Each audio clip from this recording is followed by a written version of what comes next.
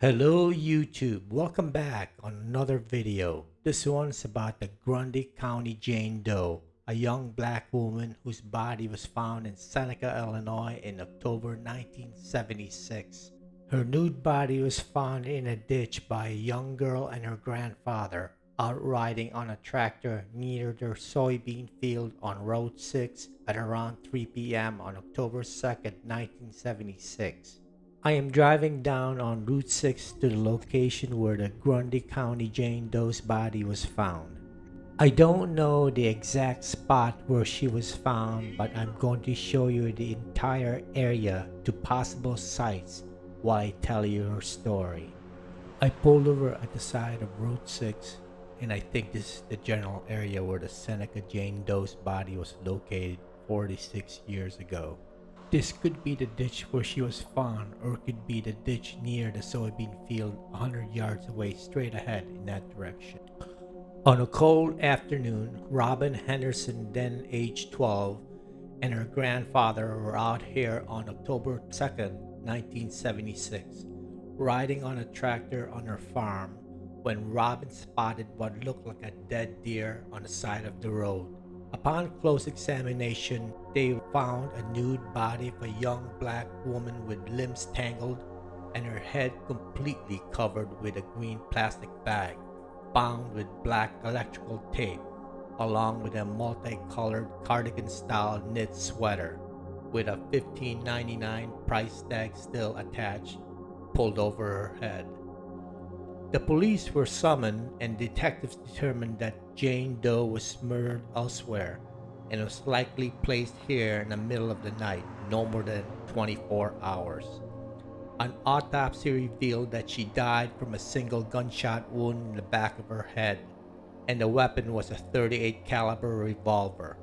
She had brown eyes and short black hair and was between 15 to 27 years old, stood 5'7" and weighed 150 pounds. Jane Doe had a scar on her right hip and lower right abdomen, which could have been a birthmark.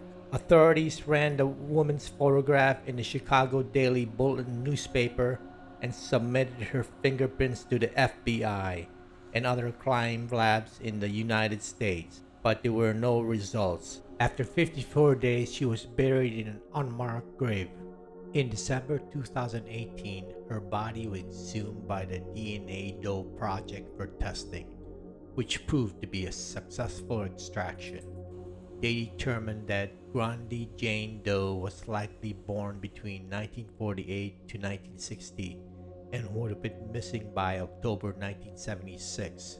Her parents and grandparents were from Selma, Alabama. One of her grandparents was likely named Calhoun. One great-grandparent may have been named Harris. At least one branch of her family moved to Cincinnati, Ohio, and Detroit, Michigan. Such a wide range of families, but none of these found family members claimed or knew her. It could be that they were keeping a dark secret, or they were plainly unaware of her existence. This begs the question, was Jane Doe an unwanted child? Was she adopted? Was she a prostitute? A transient? Did she live in a foster home and possibly ran away only to join her murderers? This is one of a few cases where a successful DNA extraction was made and still no true identity was concluded. She may never get her name back, and her family may never know what happened to her and how she died. She will be forever a Jane Doe. Her murderer may never serve justice, which is so sad.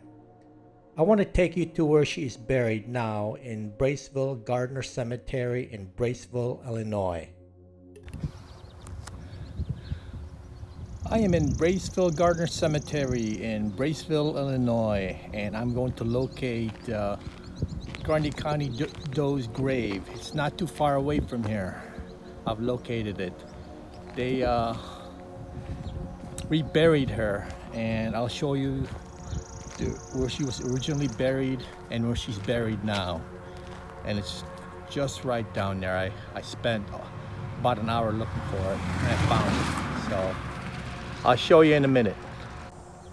Okay, I'm standing at the spot where the Grundy County Jane Doe was originally buried, and it's right next to the Mack family, and she was originally buried here, and then her body was dug up to collect DNA. I think it may have been in the mid 2010s. I could be wrong on that, but she was dug up, they collected her DNA, and then they reburied her here.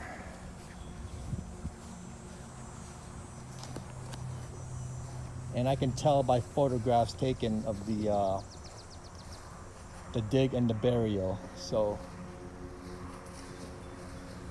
Grundy County Jane Doe is buried right here, right in this spot. I am standing on top of Grundy County Jane Doe, and it says on Find a Grave that she is right in front of the Papash couple, Lorraine and Raymond.